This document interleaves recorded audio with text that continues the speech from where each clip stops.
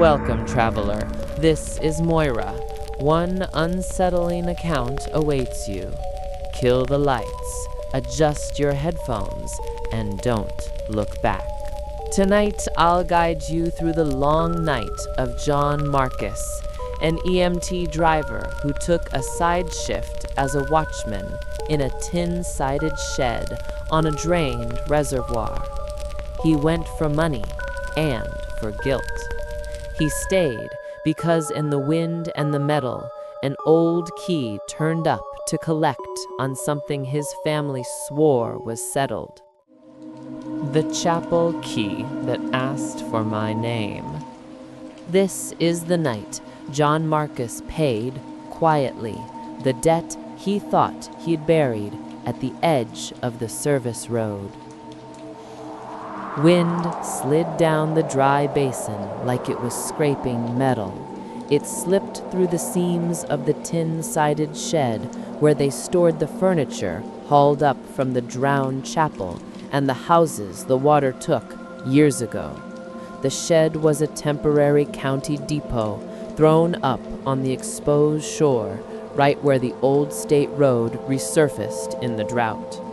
I, John, had the midnight to 6 shift for a week.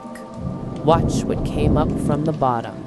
Church benches, the sacristy door, one-armed saints, chair bones, swollen wedding photos behind foggy glass. When the breeze picked up, the tin complained. When my wristwatch hit 2, the sacristy door, leaning in the corner, seemed to breathe. It was just wood, I told myself, just the cold. Before midnight, Dale Barrett, the tractor man who'd been dragging things out, pulled up and handed me a rusted key wrapped in burlap. Said they found it snagged on a route along the old shoreline near mile marker 29 on the buried highway. Said it was the key to St. Leonard's Chapel, the same chapel the county commissioner kept promising to rebuild as a heritage stop once the water dropped a little more. Dale didn't do spook stories. He passed along 2 rules from his late father who'd worked the Saints' Festival back when the village still stood. Old keys don't like to be without a keeper for long, and if anyone calls you by your full name after midnight while you're inside wood that has heard prayers, you don't answer. Not a joke, he said. He drove off, headlights raking dust. I was alone with a dented hand radio that barely caught music, a thermos of 2 sweet coffee, my flashlight, my so-called courage, and the key.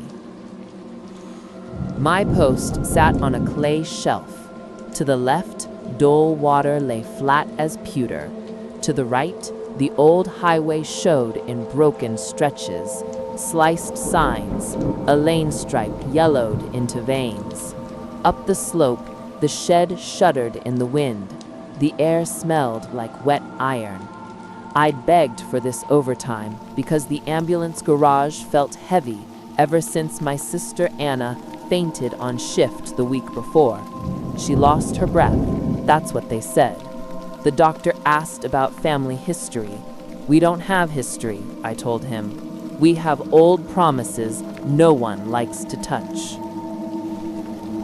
The first hour passed with roof footsteps skittering across the tin, which I blamed on raccoons.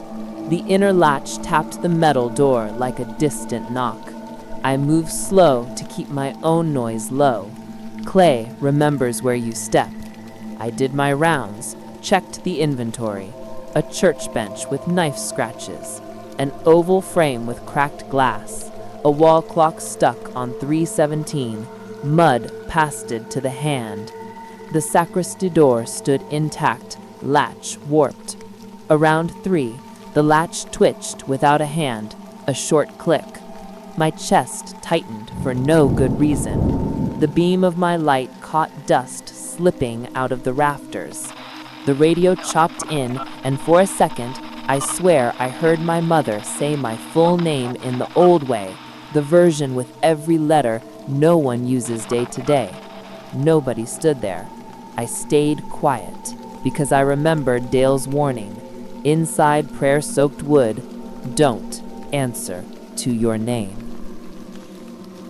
I know a story gets muddy when you pin it on a feeling, but that was it. The air got colder right at my nape. My wristwatch lost 2 minutes, and the key in my pocket grew heavy like it had been dipped in water. I took it out to look. It was big, teeth uneven, the ring cracked. On the blade, someone had scratched letters I didn't catch at first. There was a tang of rust on my tongue. I meant to bag it again, but the weight refused. I'm a practical man. Do the rounds, write it down, turn it in to the county storeroom. Only I had a broken promise, and the key knew.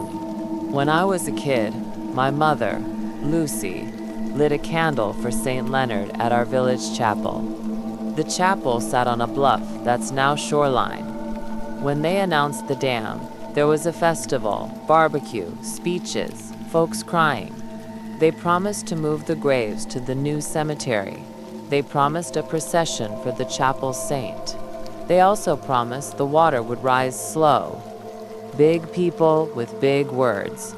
My mother asked me to go with her on the last night and to promise I'd light a candle every year on St. Leonard's Day at the first patch of old road to dry after each drought.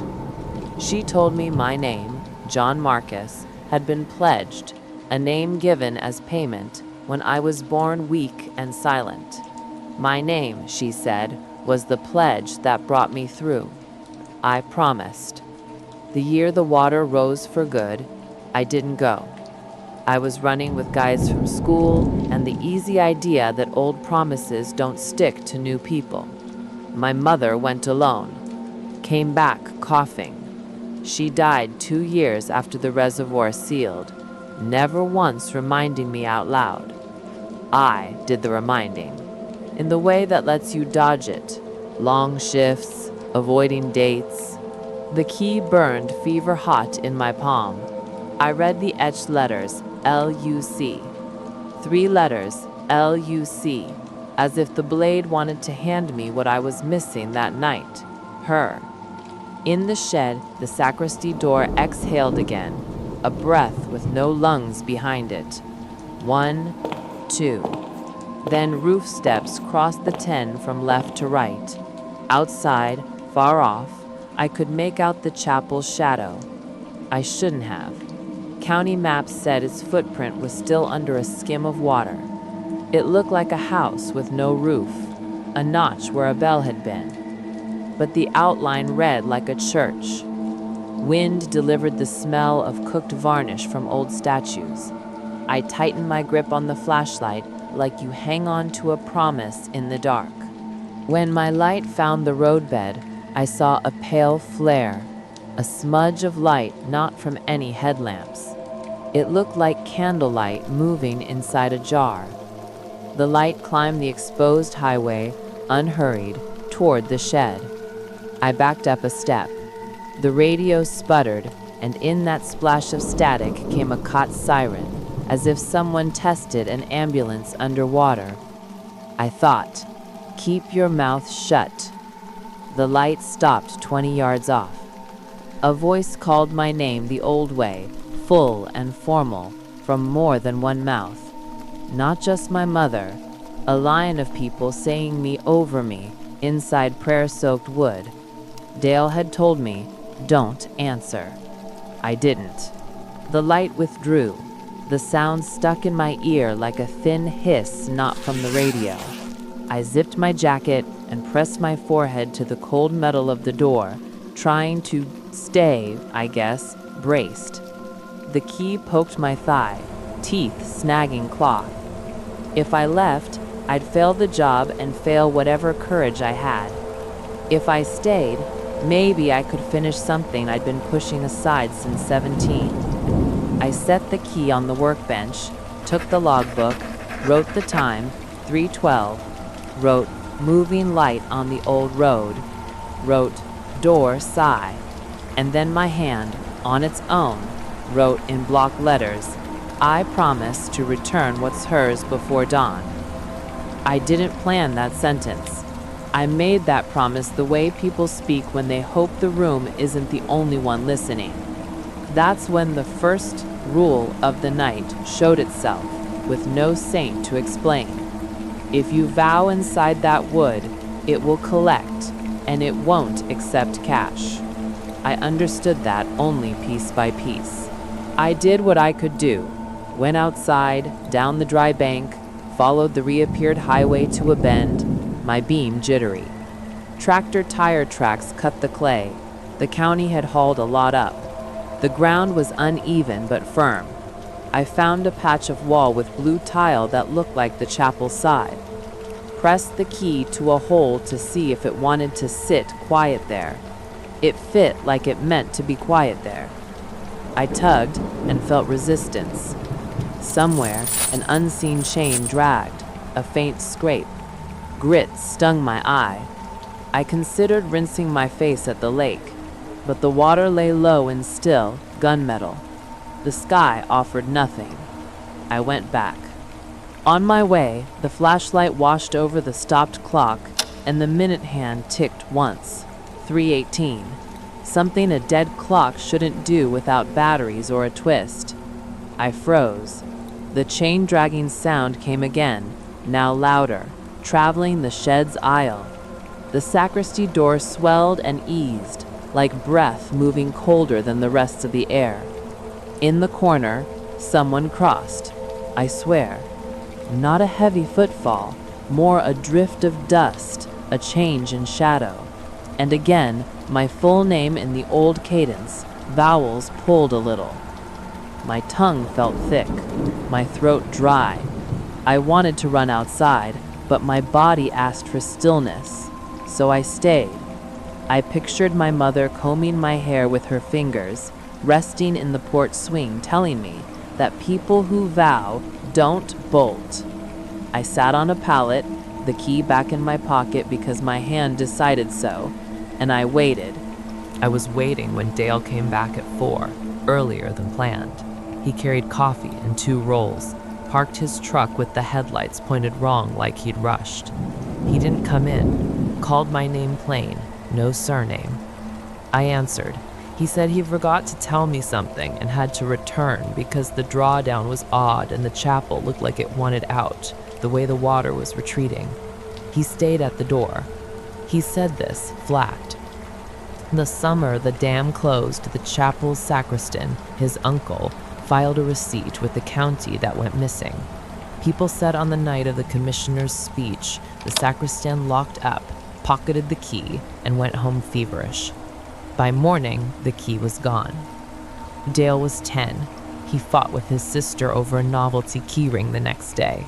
The girl hid it in the rice canister because she was scared of losing it. The water rose faster than promised. A family got trapped inside the chapel, praying for someone to bring the right key. The commissioner swore they had them all. They didn't. A sledge did the rest. Too late. Dale concluded that whenever the water drops too far, the key finds whoever owes. I held the cup without drinking. I used to play hide the key with boys at the Saint Festival. Ask me who chose the rice jar? I swear I don't remember. But my stomach understood what my head had been dodging. Coincidence and guilt share a fence. The key coming to me wasn't just chance. My mother pledged my name. I stored a key in promises. The bill fit me. I told Dale I just promised, inside, that I would return the key to whoever owns it before dawn. He didn't smile. He said promises made past midnight inside prayer-soaked wood charged premium. He asked if I'd spoken when the light said my name. I said no. He nodded, counting something in his head. Told me to step into open air before the wood took me whole.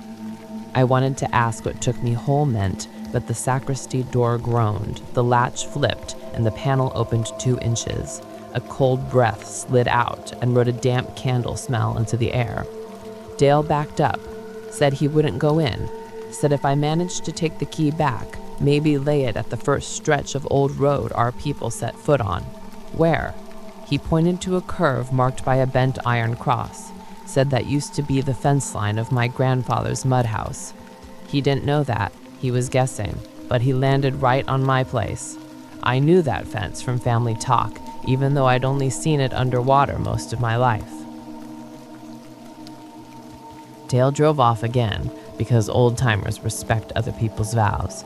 The chain scrape came back, near my feet. The breathing door eased another inch, patient. I touched the wood, cold. I pushed. A thicker, colder air fell out.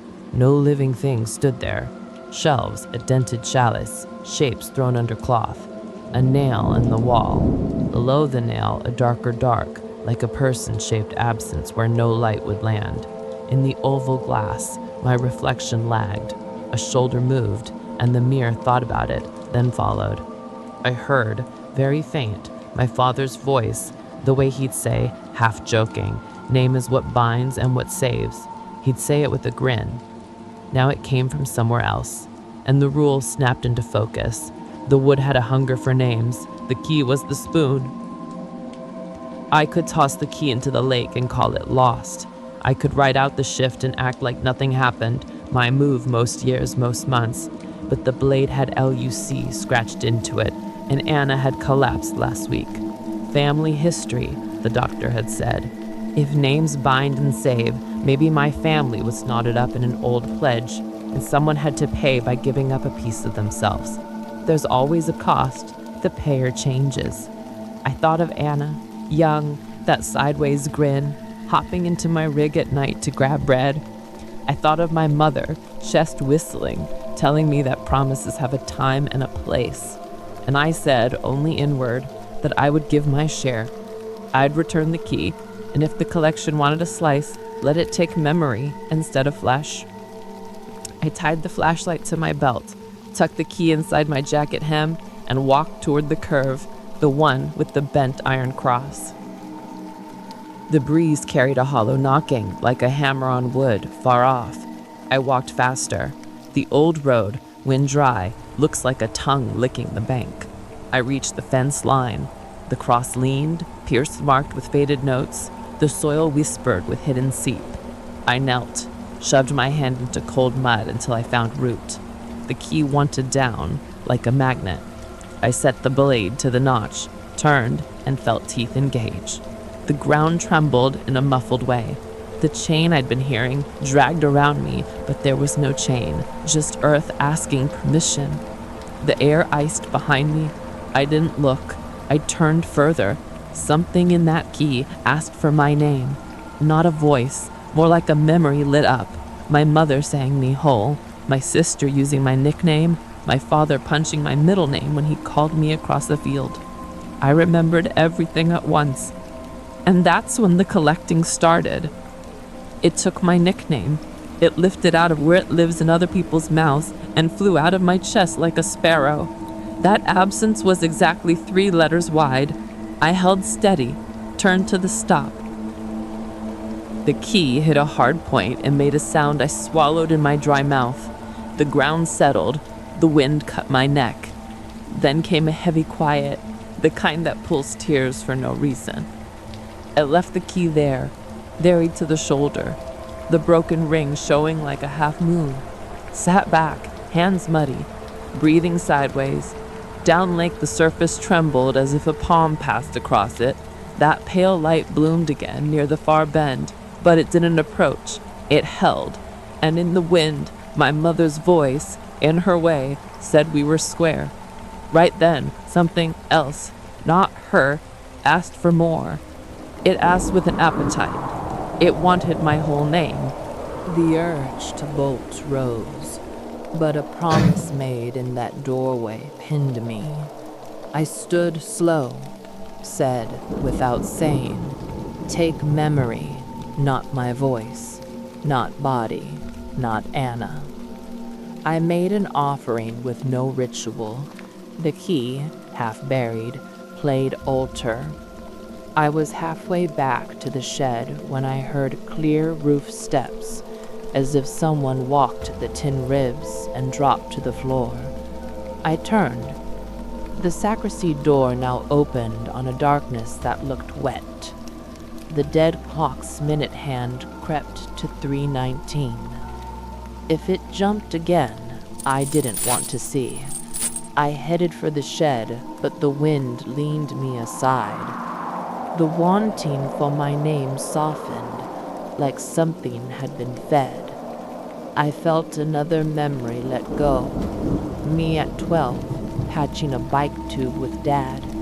I still had the picture, but not the sentence he'd said. The place where a line lived was cleanly empty.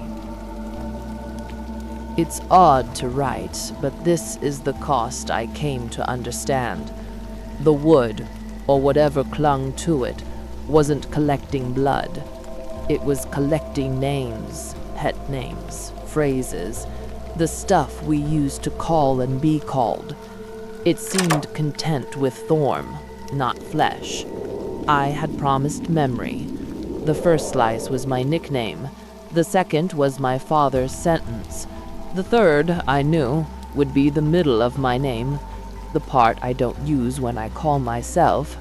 A bargain thinned down. The stain seemed to lean back. The clock ticked to 3:20. The latch clicked. My chest opened, and a clean, motiveless urge to cry came up. I let it. My throat hurt, not from shouting, but from holding. In that corner, just me, the wood, the seam wind, I told my mother, in the way of remembering, not speaking, that I'd show up every St. Leonard's night at whatever patch of old road stands dry, not to pick a fight with a saint, but to say, I live here. I don't know whether late promises run at full strength. I know the wind turned. The door quit breathing. The stain thinned. The roadway light climbed and disappeared into the sky like a cool going out. The key at the curve went quiet. When the sky paled, Dale stepped in like a man entering a house with a sleeping baby. Asked if things were in order. I said yes. He glanced at the dead clock, saw 3:20, frowned almost imperceptibly, said the county would pick up the pieces. I mentioned the key, left buried. He nodded, as if keys have a place they prefer. He offered to walk out with me to the cross and check. We went. At the bend, the soil looked slightly worked, but clean. The key was gone. In its place, a half moon cut in the clay and the broken ring. I picked up the ring. It slipped over my finger like it wanted to mark me. Dale murmured that if the key vanished, it went back to the hand that asks. He didn't say saint or soul.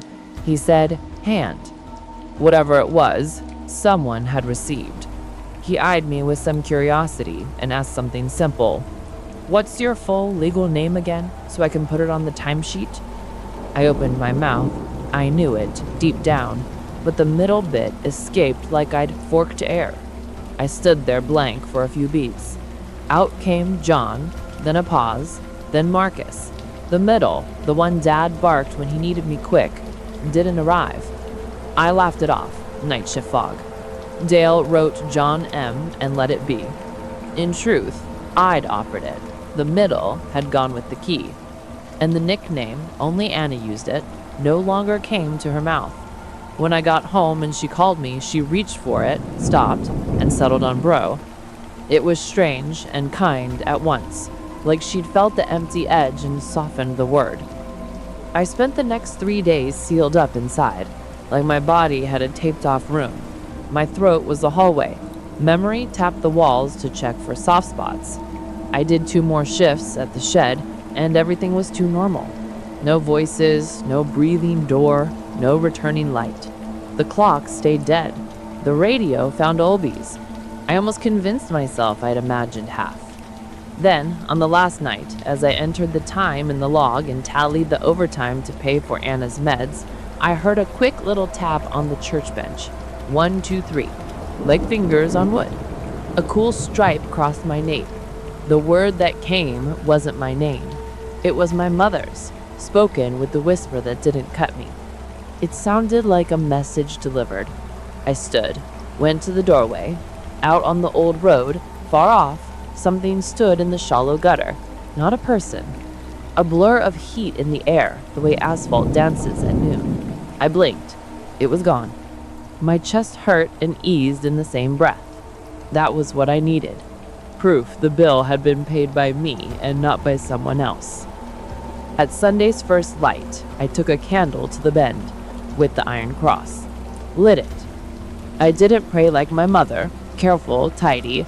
I just said, with no shame, that I'm taking what's mine. I promise that as long as I remember, I'll come back here on the date. If I forget, pull my sleeve, or pull me from the inside, but don't take it out on whoever comes after me. The flame shivered. The reservoir shined a second, all metal. No wind raked my neck. I went home with rust smell in my jacket. You'd think that was it, but folk horror likes to test you on the scene between days. A week later, a county man called, said they'd found a door identical to that sacristy door, unearthed not where it belonged, but in the yard of a new brick home in the subdivision above the flood line. He said the lock was packed with clay, and the blade had a scratched mark that looked like LUC. He asked whether I wanted to take a look, since I watched the depot. I said no. He thanked me and hung up. That door shouldn't have been there. But heritage and pledges tangle when a county digs up bones. That afternoon, Anna brought cake and a test result by the garage. Her fainting spell wasn't much, some adjustments, the doctor said. I read the paper and stopped at her signature. I know our last name, of course, but the letters in the middle, the ones people used to shout for me, blurred to my eyes, like I was reading through water. I took that as a scar you learn to live with. Painful, but proof I'd paid. Better that than Anna gasping for air. One last thing. Headphones, dark, an empty road after midnight. I was driving the ambulance back from a standby, no patient on board, and I took, out of bad habit, the reservoir road to cut time. At mile 29, where the light called me, the quiet radio exhaled a hinge sigh that brought back the door. I'm not romanticizing. It was the slow, sad sound of a hinge. The dash clock's minute hand slid back one tick without my touch, and a mature woman's voice, firm like correction, not threat, whispered, "Come back before first light." I did, parked at the bend, kept the engine on, stepped out, and pressed my forehead to the iron cross. The old road slept. The wind smelt faintly of church clothes. I said, "Mom, I get it." I left before the sun broke. What happened that week? The curious want proof. Paper, photos, chain of custody. I can give you what remained. The missing 3 letters from my life. Anna breathing easy, and the certainty that a place that remembers you wants you to remember it back. There's a price. It doesn't draw blood. It takes words. The shed's dismantled now. The county moved the relics to a better warehouse. The water is up again. When it drops, because it always drops, someone will find a bent key somewhere. LUC scratched on the blade, ring broken. I hope it lands with someone who knows to answer without saying their own name. If you ever take an old road that reappears after a drought, don't laugh at wind and tin seams, or at doors that seem to breathe. Don't treat wood that heard prayers like any other wood. If your full name gets called inside, choose the letter you can afford to lose. And please, keep what you promised with your feet on the ground that's asking. That's who collects. In the end, I kept a name that's a size smaller. It helped me fit the quiet I needed. And that, traveler, was the account of John Marcus, showing that unpaid promises return asking for what you call yours. Now tell me, which old promise does your street try to collect when the water falls?